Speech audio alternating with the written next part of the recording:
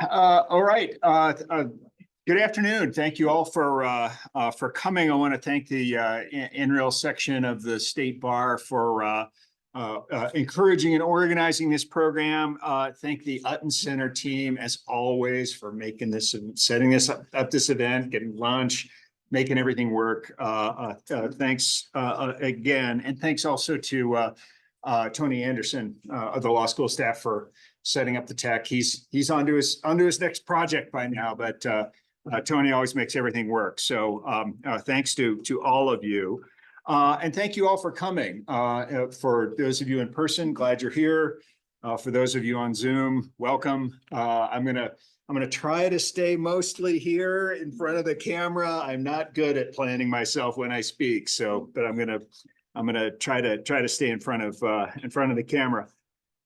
This is a talk about public rights versus private rights in relation to recreational use of rivers and streams. And it's a contentious area of the law. It's more complicated than it may seem at times. And it's an area that's often landed in the courts, a set of issues that's often landed in the courts. And I'll be talking about some of those cases. Mostly from New Mexico, also, though, a few cases from other states in the Mountain West. We'll sort of begin with the Red River Valley case, New Mexico's original case from the 40s, and end with the recent litigation. So this is a subject that has always interested me in a couple of different ways. One, as a water scholar, I think there's some interesting questions here. But also, I'm a kayaker. I'm a recreational river user. I've paddled rivers on all the states that we're going to be talking about, and so I've got a personal interest as well. And it was in that capacity that I took this picture. So this is a sign at Stone Bridge on the Arkansas River in Colorado. Very popular fishing access point, very popular launch point. This is a takeout for the Browns Canyon Reach, and the put in for the reach that goes down the river to Salida.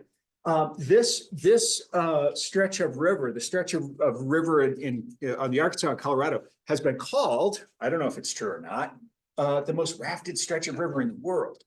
And so it has got heavy recreational use. But as you look at that sign, you see limits on access based on where private property is. This is the kind of sign that we shouldn't be seeing in New Mexico going forward, based on what the Supreme Court has said about the law of this state. But we'll get into that. As a scholar, what's interesting for me is that there's great questions here about what it means for water to be public, because that connotes different things to different people, right, in different contexts. And so this is a snippet from the New Mexico Constitution, Article 16, declaring unappropriated water to belong to the public and subject to appropriation for beneficial use. This is the kind of language that appears in Constitution or statute or both in all of the Western states and in some variation. And it is this language that is crucial to the New Mexico cases that I'll be talking about. So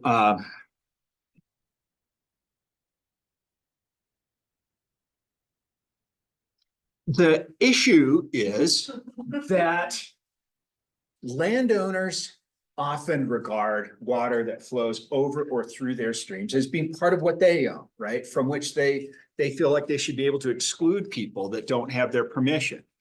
The boaters and anglers tend to regard flowing streams as something that they should have a right to use if they could get onto them without crossing private land. And so that's the fundamental dispute.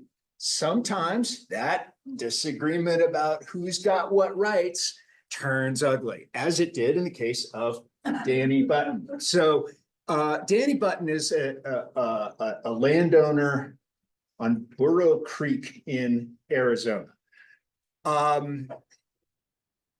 Some years ago, during a rainy period, some kayakers float Burro Creek, launching at a BLM campground. Soon after that, apparently unbeknownst to them, they cross onto, they float onto Button's property, and they start hearing gunshots and realize that Button is shooting at them, taking multiple shots at the lead kayaker. After the third one, the lead kayaker rolls over and floats downstream underwater, figuring that that's safer than getting shot at. When he rolls up, out of breath, he rolls up, Button says, the next one's not gonna miss. It misses, but he keeps shooting until that lead kayaker floats out of range. The other guys, the other three boaters, somewhat concerned about this, pull over, and he orders them off the river at gunpoint. And when,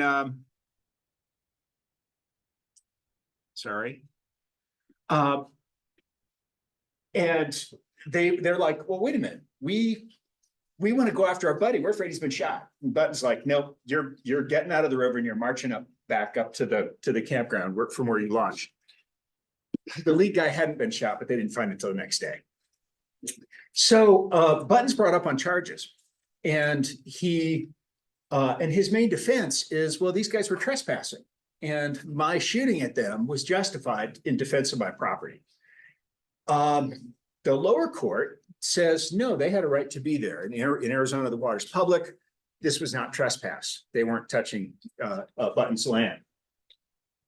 Arizona Court of Appeals sets aside that finding and says, we're not deciding that question. We're not deciding if there's a right to float in Arizona because Button's actions were unreasonable, even if they were trespassing. So he does time. But it's an extreme version of the conflicts that sometimes happen on rivers with privately owned beds and banks. And before I leave the subject, I should say, I just told a story about a landowner behaving badly, very badly. I think he probably watched a few too many John Wayne movies. It's not just landowners, right? I mean, the recreating public sometimes has people that don't conduct themselves so well either, right? So there's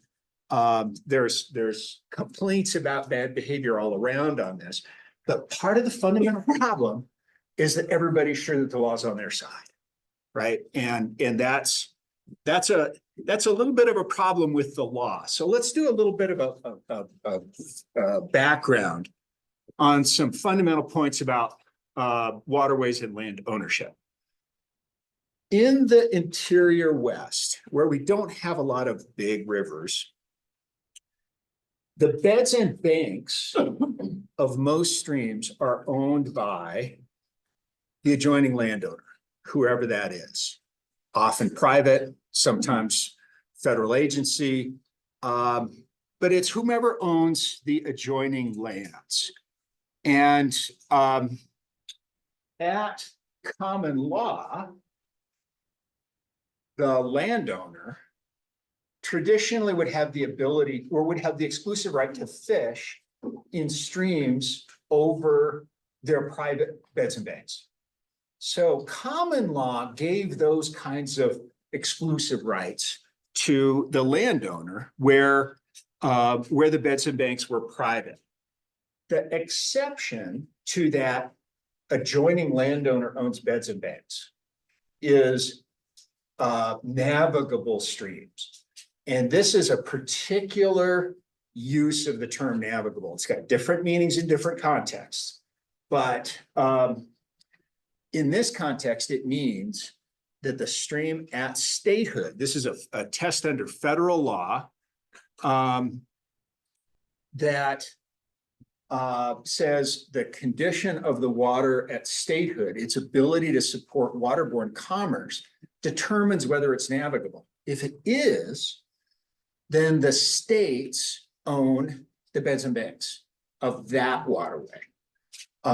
That's referred to as navigable for title because it means that the states have title to the beds and banks of that stream, subject to the public trust doctrine. Public trust doctrine is really ancient principle of law that predates the United States by centuries, that says that navigable waters in their beds and banks are held by the sovereign for purposes of protecting public rights to use those resources for things like commerce and navigation and fishing. So the states hold the title, but they hold it in a different way than most real estate title is held. Another sort of fundamental set of principles in law has to do with state control of water resources. The water lawyers in the room, and you're out there, I know you're out there, know that water resources, water allocation and management is mostly a subject of state law, right? So it is governed now mostly by water codes that are based on prior appropriation. This sort of fundamental set of rules by which water rights are allocated and managed. For purposes of this talk, so what, water rights based on beneficial use. For purposes of this talk, the key thing about appropriation is that it decouples the right to use water from ownership of adjacent land. So in the Eastern system of riparian rights, the ones who own rights to use water are the adjoining landowners. So in that system, water rights and land rights are bound together. Prior appropriation decouples them. Even if you're an adjoining landowner, you've got to divert water and apply it to beneficial use to get a water right in this system. So New Mexico is not alone in having water law written into its constitution. Colorado started that in 1876, and a number of the Western states have constitutional provisions that, among other things, enshrine prior appropriation as the water law system of that state.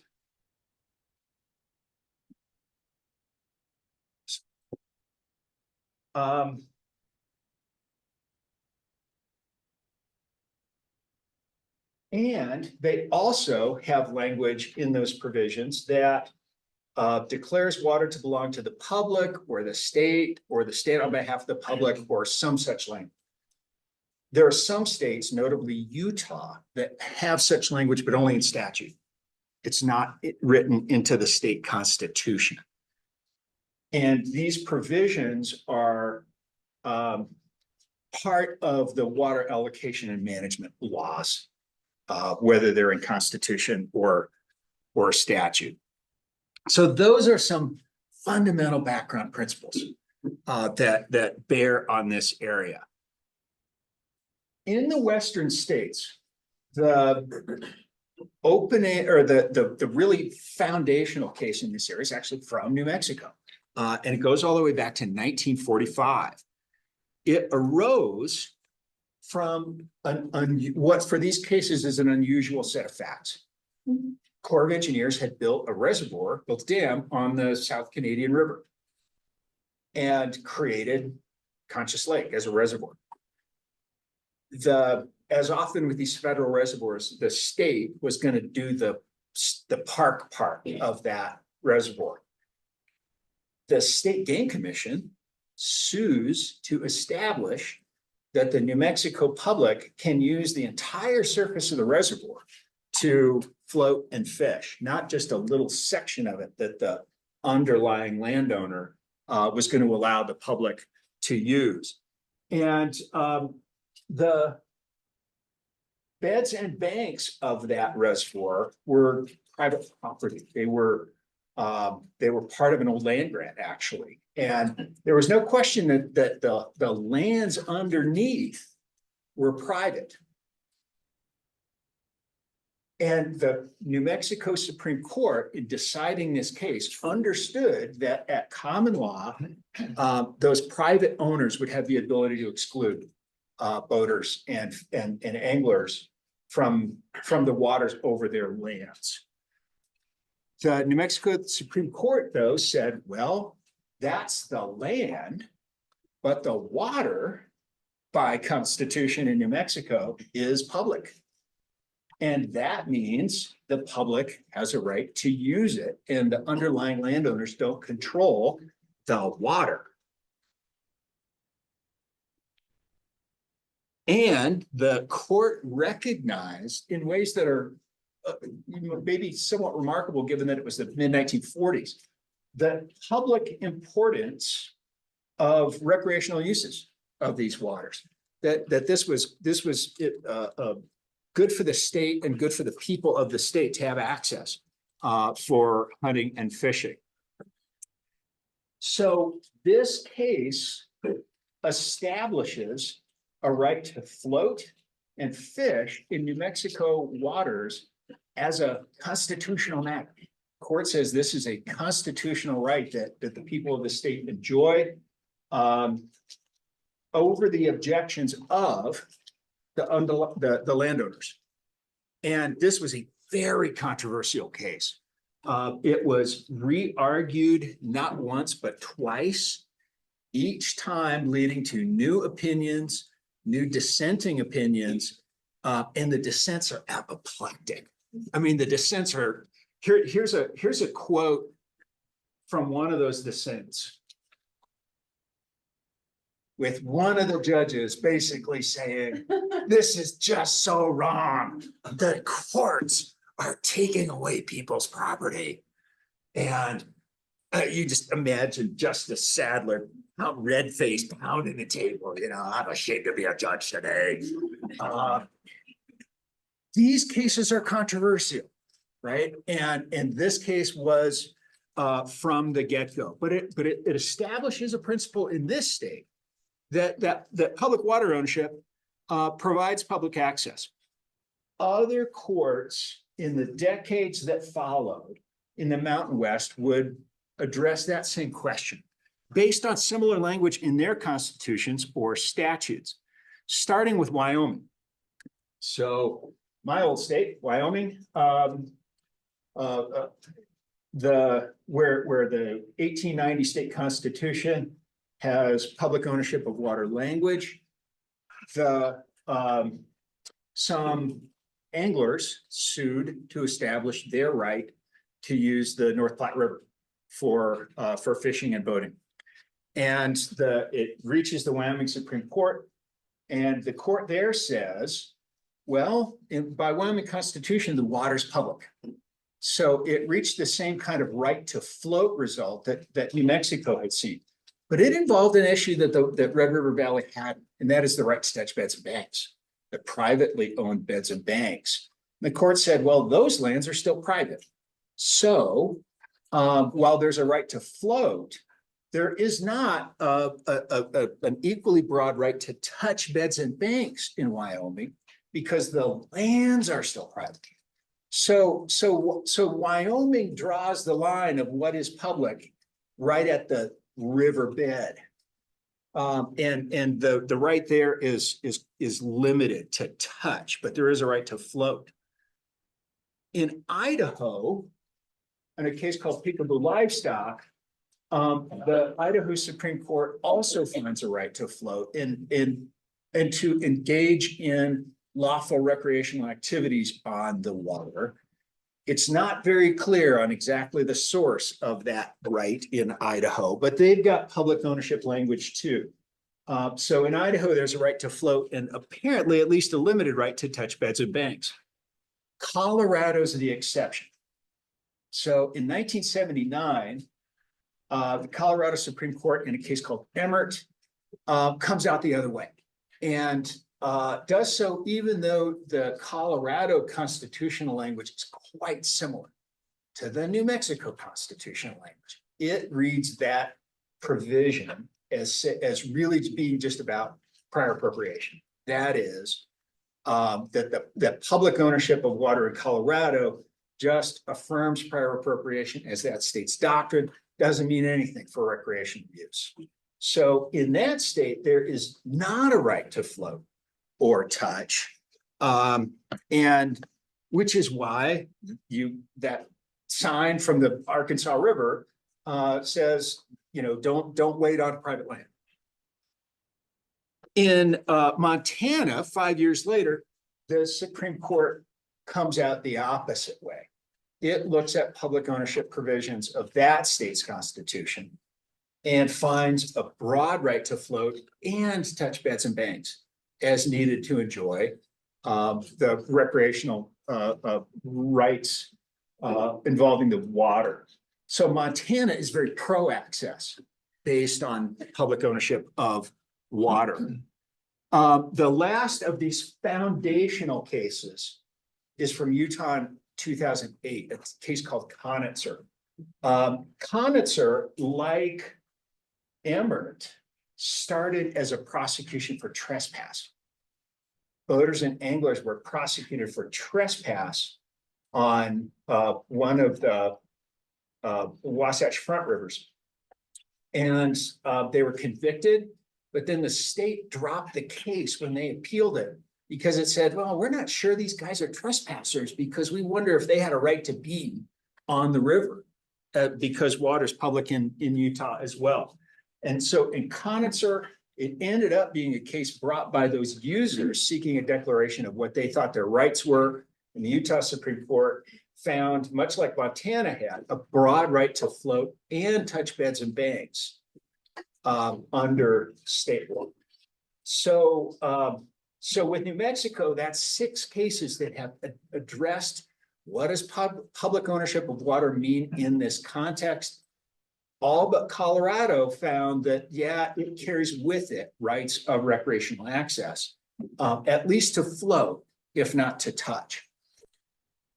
Worth mentioning that often that's not the end of it. So the cases answer some legal questions, but they don't end the dispute, right? There's still important controversy over these rights. So for example, in Colorado, a couple of years after the Emmert case was decided, the Attorney General issues an opinion saying, we think much of what was said in Emmert was dicta and some of it was wrong as to the right to float.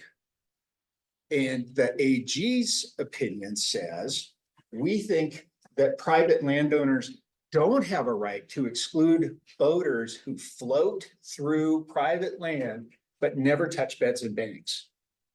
So the AG's opinion, which still stands, says you can't exclude boaters even though they don't have a right to touch your beds and banks. In Montana, the pro-public Supreme Court decisions were followed by a statute that attempted to clarify what some of the rights were, attempted to answer some of the follow-on questions about who has a right to do what, where. And the Supreme Court upheld it for the most part, struck down parts of it that it said went beyond the constitutional right and unlawfully infringed on landowners' rights. So a statute that was even more pro-public access than the cases had been was limited essentially to the cases. In Utah, where the Supreme Court had been very pro-public access, the legislature went the other way. In that state, the public ownership language is just in statute. It's not constitutional. And the legislature said, well, that is too public. We need to protect private property and the rights of landowners. So it really cut back on the rights recognized in Conitzer and essentially limited the rights of recreational use to streams that were navigable for tidal, of which Utah would not have very many. So, so that is So that's probably the biggest legislative backlash to these cases. In Colorado, where there is no right to touch, the clear thing is that there is no right to touch beds and banks in Colorado. There's been some really interesting litigation brought by an angler who loves to fish at a certain spot on the Arkansas above Salida. And he thinks that that riverbed is owned by the state of Colorado because he thinks that river is navigable for title. So he sues to establish that he's got a right to be there based on that river being navigable for title. That case bounced back and forth between multiple courts, and last summer, the Colorado Supreme Court decided that he had no standing to bring that case. Interestingly. And so in all of these cases, we've seen continued disputes despite the Supreme Courts of that state answering some fundamental questions about public versus private rights. The same kind of thing happened in New Mexico. We had the Red River Valley case, but it hadn't addressed the right to touch, right? It established a right to float, but hadn't addressed the right to touch. And there, we've got a dispute that arises beginning in 2014. The Attorney General issues an opinion in response to a request from a legislator asking, do we have a right, do boaters and anglers have a right to touch beds and banks in the state? The Attorney General said, yes, we view that as being necessary for the enjoyment of the right to use public waters recognized in Red River Valley. That kicked up legal and political dust in the state. It was controversial.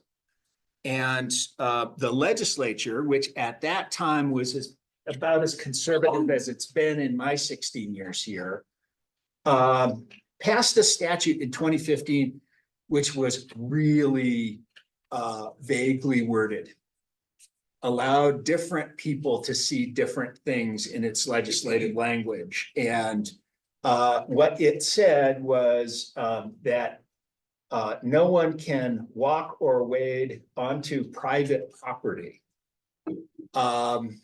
And without being clear on some really key issues like, well, what does that mean for beds and banks of waters of this state? So there were immediate questions about the interpretation of that statute and how consistent it was with the constitutional right recognized in Red River Valley. The State Game Commission in 2018, the last year of Governor Martinez's governorship, passed a rule that essentially allowed landowners, if they could show that their land, the stream through their land was not navigable for title, that they could petition the Game Commission to close off their land, essentially, and be able to exclude the public from it.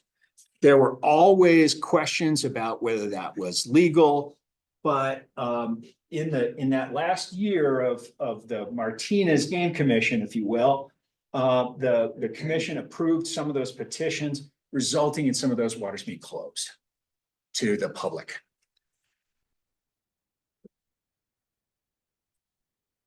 There's an election. Michelle Lujan Grisham takes office. Her Game Commission places a little more weight on the constitutional questions on this rule and doubts its legality. But as they move to take steps towards affirming public access, two of the commissioners whom Governor Lujan Grisham had appointed are cut loose.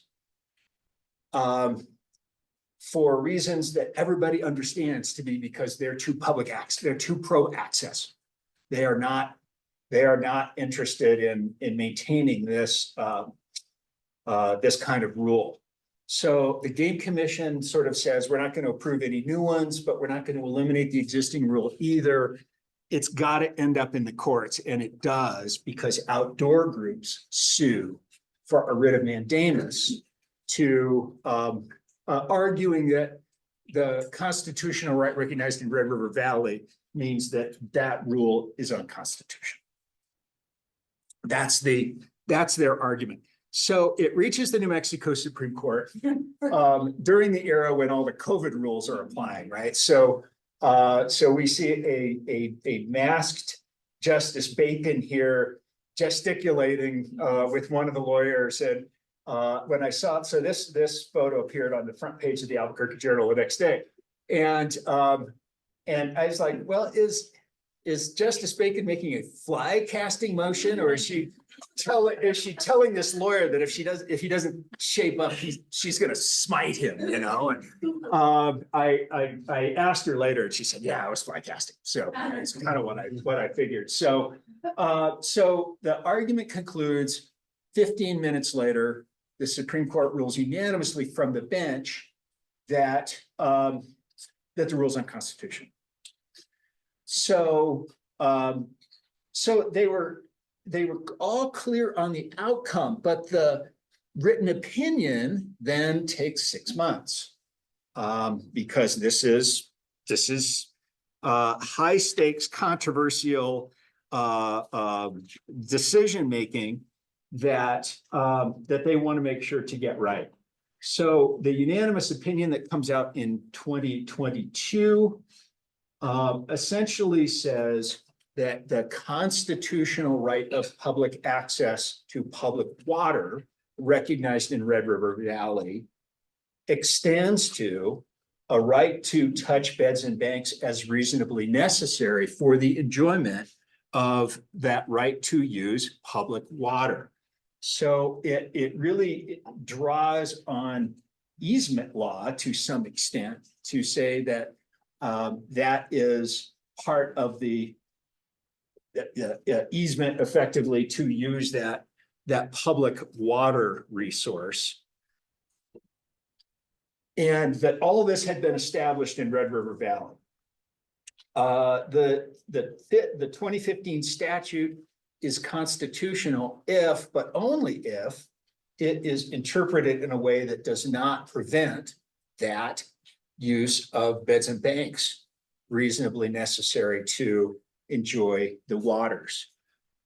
And that it rejects the argument of the landowners that this ruling has taken their property is because the court says Red River Valley, Article 16 of the Constitution, even what it had analyzed in Red River Valley as being the prior law in New Mexico, all regarded water as public that the public had a right to use. Therefore, the ruling didn't take any rights that you had because you didn't have a right to exclude people in the first place. So that's the decision. And I should mention that the court emphasized a couple of points. First, what Red River Valley had emphasized, that this does not allow people to cross private land, private dry lands in order to reach the stream. That this is limited to essentially the waters and up to the high water mark. And also that recreational uses, including of the beds and banks, must be of minimal impact on the owner's interest. So the court said, this only goes so far, but it does include the right to touch beds and banks. So that happened in 2022. Landowners petitioned the United States Supreme Court for certiorari.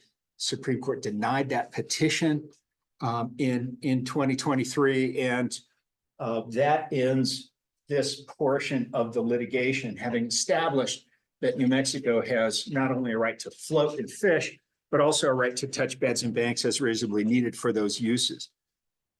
What's new since then? This is interesting. This is something that I haven't seen that much of.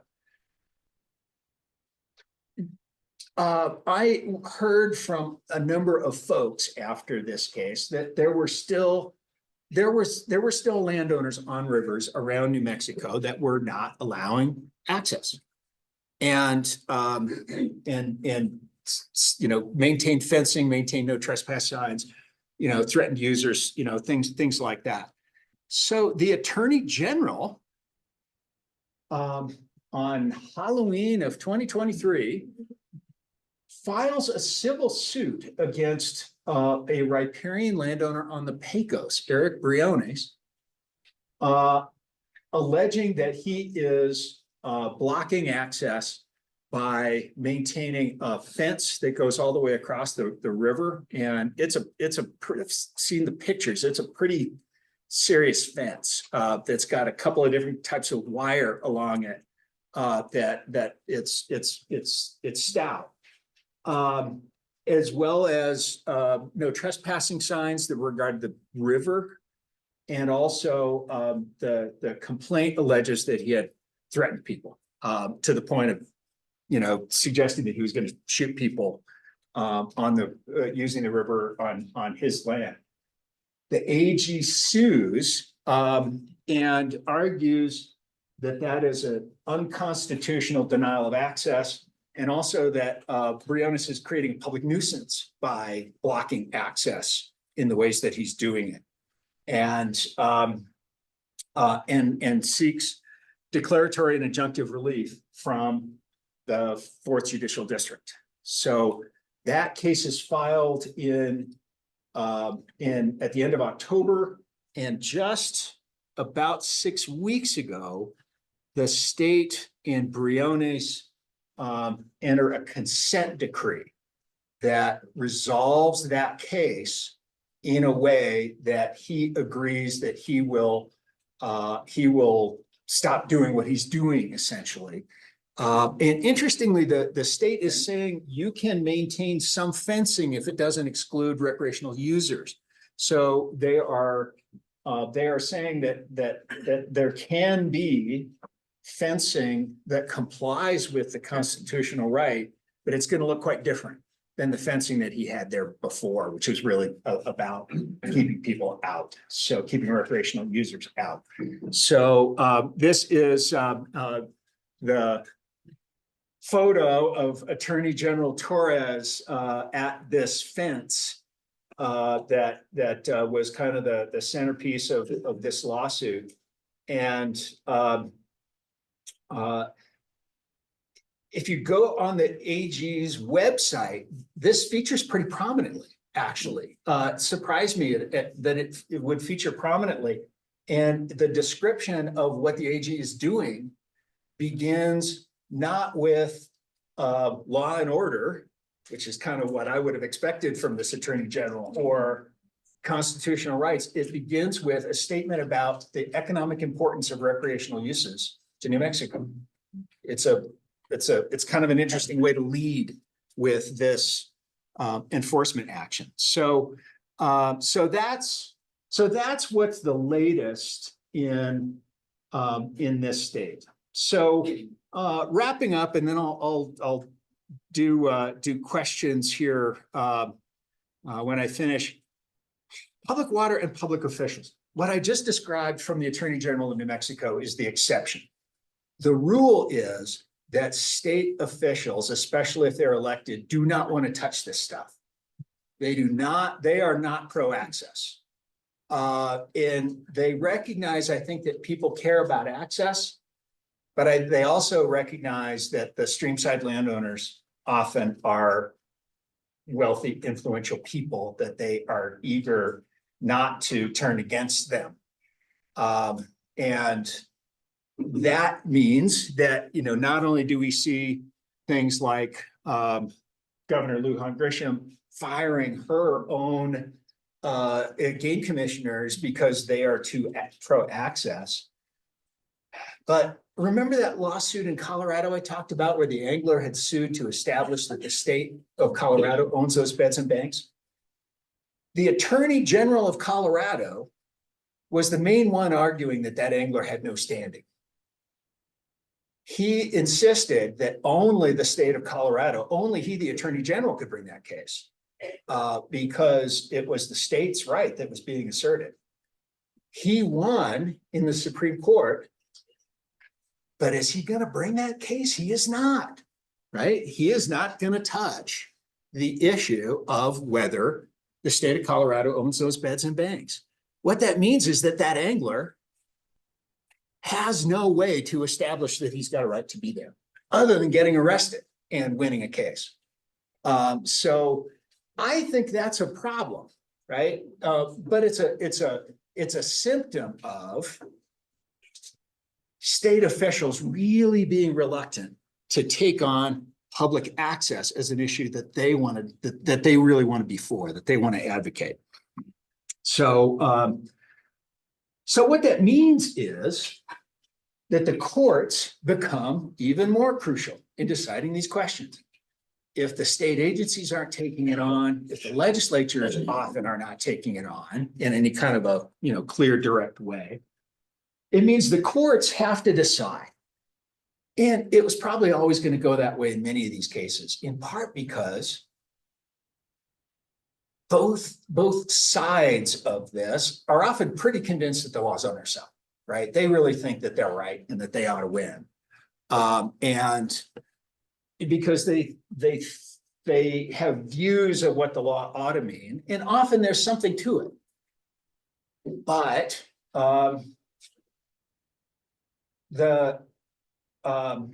in situations where you're feeling like, gee, if I just fight this, I'm going to win, the kind of compromise that, you know, can lead to reasonable resolutions of this is that much harder to find, right? So often the courts have to decide these issues, and they have to decide them often in the absence of the state agencies taking a clear position on what they think the law means, right? What they think the relative public and private rights are. Because that, again, puts these elected officials right back in a position of taking sides that they don't want to have to. Finally, the public ownership of water means something. That is that these provisions in state law, like Article 16 of the New Mexico Constitution, that declare water to be public, in the water allocation and management context, those provisions have not meant much. That is, public ownership of water doesn't really bear that heavily on the water rights, water management. It has not played a real big role in the way cases are decided, the way the states do their business with water allocation and management. But in this context, in the context of recreational access, those provisions have meant a lot. They really are, as I dug deeply into these cases from 6 states, they really are the fundamental reason why the states said, yes, the beds and banks are private, and yes, that's important, but because the water's public, the public's got a right to use it for legitimate recreational uses. So so that for me is really the main weight that these provisions have carried so far. So I think that there's still work to do. And I show the last point I'll make is sometimes even the courts don't really want to touch these issues, as we saw in Arizona, right? With the Danny Button case. They said, we're not deciding that right to float thing. We're gonna send Button to the big house, but we're not deciding whether anybody's got a right to float. So I give the New Mexico Supreme Court credit for really tackling these issues and not punting them in the way that I think the Colorado Supreme Court kind of did too in the Arkansas River case. So I think there's still questions to be answered. I think that it would be good to have some greater degree of legal clarity on what is and is not okay and where. that's going to be hard to find. But I think it would be good for both the landowners and the recreational users to feel like they know what the rights and responsibilities are, so that responsible recreation can really move forward in this state, and everybody can know what is public. So thank you. Questions?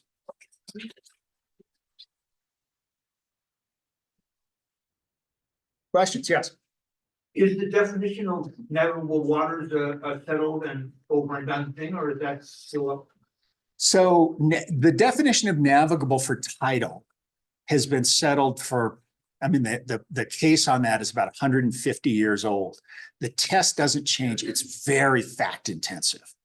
It's very fact intensive. So the test is clear to state, but how it applies to any particular river is really subject to a lot of litigation.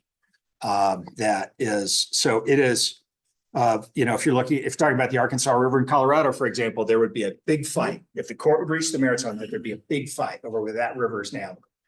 And it would be a fact intensive, historically looking inquiry as to what that river looked like and how it was used in 1876.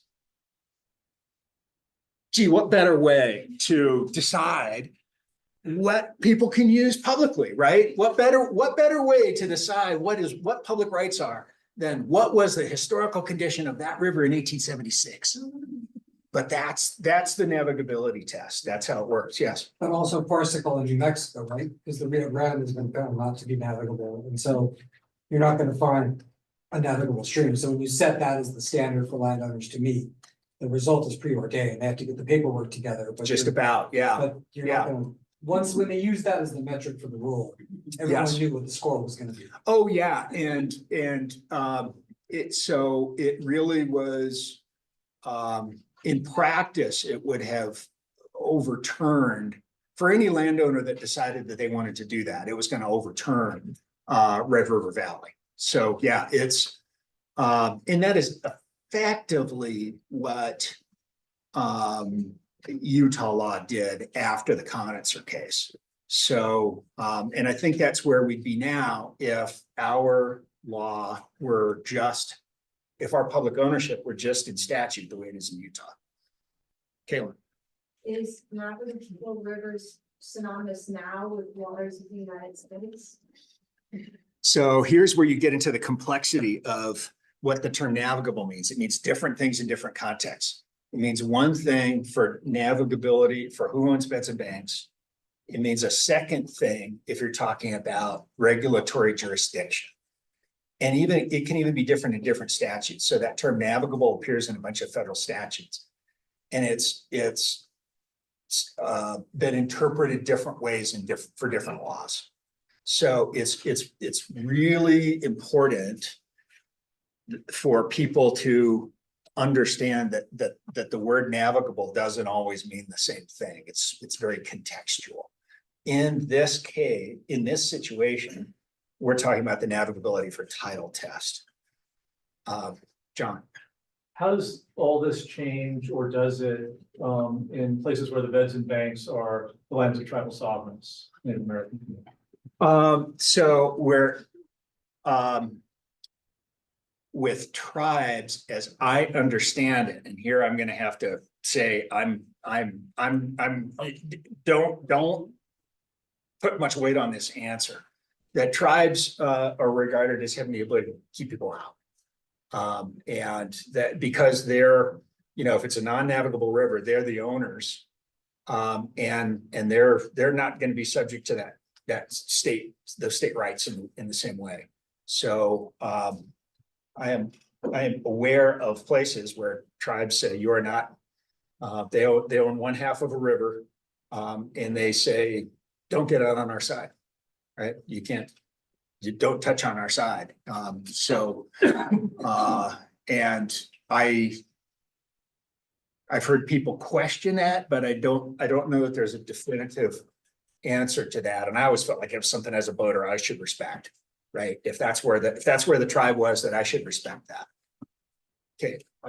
So I've had the experience, as I'm sure many of the other recreational voters have, of going right into barbed wire that shouldn't be there.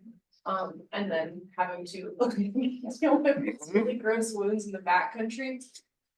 What does fencing look like that is acceptable? Because it feels to me like any fencing that goes across the waterway that you can travel by boat. I'm not sure if the boating photos was actually deep enough to travel by boat, Yeah. but any fencing would be a hazard. Yeah, yeah, and so I know that, so I have not seen the pictures, but there is a statement in the consent decree in New Mexico that the state has sent pictures to Briones saying these are examples of what acceptable fencing would look like. So the state has pictures. I have not seen them yet. But the guy from the AG's office that I talked to said that they have been talking with the paddling groups about what acceptable fencing could look like. And so they are, the state's in an interesting position of trying to get landowners into compliance with this, while I think treading as lightly as they can. That is the AG's office treading as lightly as they can. I did ask, is Briones the only case that the AG's office has brought? Yes. Are they working beyond the Pecos at trying to address these problems on other rivers? Yes, they are. That's what was represented to me. Yes. So, the fencing that's compliant is like PVC pipe on the wire, like what they had in the fence there, but loose. So it is an obstruction for cattle that they won't walk through it. But a boater can just push the PVC pipe across and no barbed wire, nothing that ties it to the bottom of the stream. Okay. Yeah, yeah. Whereas the photos in the Briones complaint show wire that is between those columns, those fencing columns. Oh, okay. And so it's, maybe it would be kind of like bursting through a curtain, Like a you know, car if you're, wash, yeah. So, yeah, Tom. So New Mexico statute says that a 4-strand barbed wire fence is a legal fence in New Mexico. I don't see how the Attorney General can change the statute. I think the answer would be, it's a legal fence, except where it would be an unconstitutional denial of public access. So why is that an unconstitutional denial of public access to have a 4-strand barbed wire fence? Because it would deny lawful public use of public waterways based on what the New Mexico Supreme Court has decided on public right. It's water gaps that you're talking about. I don't know that we've talked about who's paying. Montana pays. So to me, that's an example of where statute would be a good thing, right? To say, how do we adjust these rights and responsibilities in a way that recognizes the legitimate interests involved. So I think that there's room for discussion about how this works. My impression is that at this point, there's still you may know better than I am that people would still rather fight it. Would still rather say, no, that's we fundamentally disagree that this is what the law should be, and we're gonna keep fighting until the law looks the way we want it to look. Well, I think part of the issue is that, well, let me ask one more question. I'll get to it. My understanding of Whitewater Adobe is that it's limited to there's a public right of access to the unappropriated waters of the state. Which waters are unappropriated in New Mexico? Yeah, well, all water is appropriated by someone somewhere, but while it's flowing in the stream, it's not appropriated in that place and time, is how I would put it. So if, by contrast, that water has been diverted and it's sitting in somebody's pond, right? That's not public water, because that is water that has been appropriated and diverted. So if I put it in my irrigation ditch it's appropriate. If you've got a water right for that. And I do. Yeah, yeah. Um, So I think that is a different situation, right? So if it is water that you have diverted and it is now in a recognized irrigation and delivery system, then that is a different situation than we saw in Red River Valley or we see in Adobe Whitewater. Then I think that the answer to your question earlier is what's the extent of this? We have thousands upon thousands of arroyos in New Mexico.